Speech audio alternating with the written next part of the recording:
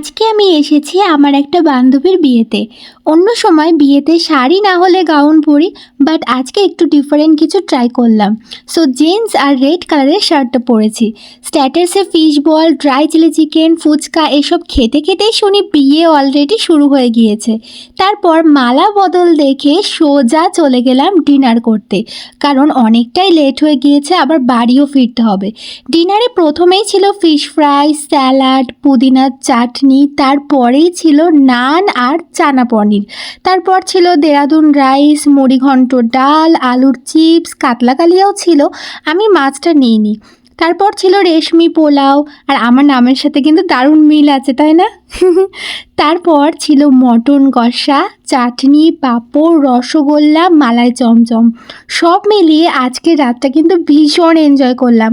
খুব জলদি আসছে রিসেপশনের ব্লগ নিয়ে। ভিডিওটা ভালো লাগলে লাইক করে দিও।